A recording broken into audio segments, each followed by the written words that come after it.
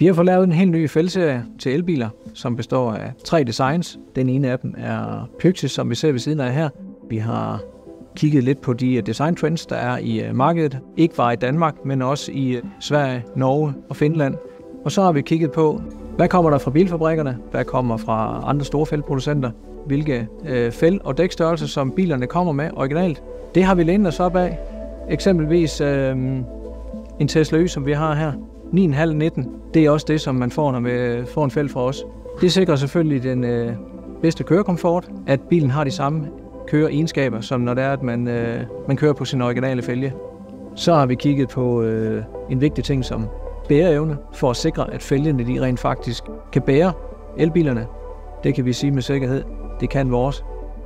Vi har flere forskellige biler, hvor at vi har bredere fælge bag, end vi har for, og det har vi også taget højde for i programmet. Kigger vi ind mod centret på fælgen her, så passer de originale navkapsler til de mest populære bilmodeller, blandt andet Tesla, som vi har her. Ud med megakapslen, i med Tesla.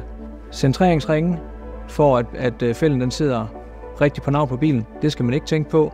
Fælgene de er lavet, så de passer direkte på de biler, de er udviklet til.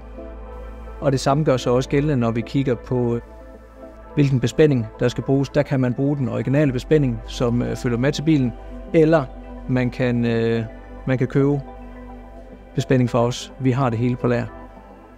Det var, hvad jeg har valgt at fortælle jer om vores nye fældeserie. Har du brug for mere information, tag fat i din salgsrepræsentant, eller tag et kig ind på vores hjemmeside.